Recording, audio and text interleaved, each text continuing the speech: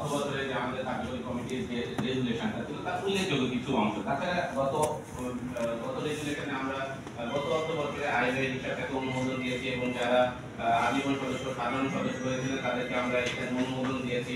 এই সকল ছোটখাটো বিষয় ছিল।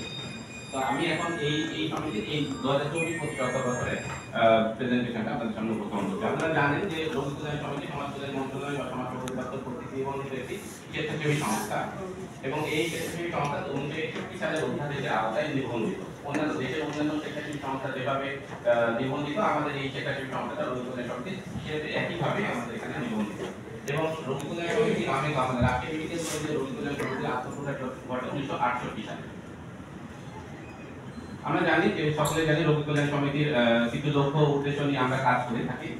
হাসপাতালে আহত দুঃস্থ অসহায় দরিদ্র রোগীদের ভর্তি ও চিকিৎসা সেবা প্রাপ্তিতে আমরা সহায়তা ও দিক নির্দেশনা প্রদান করে থাকি। প্রায়শই আমাদের এখানে রোগীরা আসে, আমরা তারা এসে কোথায় যাবে, প্রাইমারি তাদের যে রোগটা হয়েছে কোন ডিপার্টমেন্টে যাবে, গাইনিতে যাবে নাকি মেডিসিনে যাবে না সার্জারিতে যাবে, এই প্রাথমিক তথ্যগুলো তারা জানে না। আমাদের কাছে যখন জিজ্ঞাসা করে আমরা চেষ্টা করি তাদেরকে দিক নির্দেশনা দেওয়ার।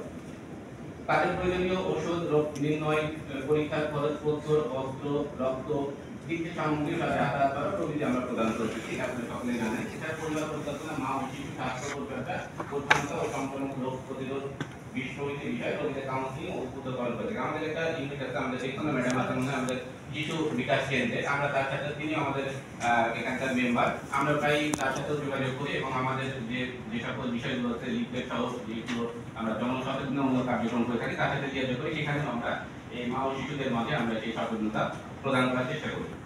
এছাড়া অপারেশন পরবর্তী স্টেজ দৃঢ়তা ও দুর্বল রোগের ক্ষেত্রে রোগীর মন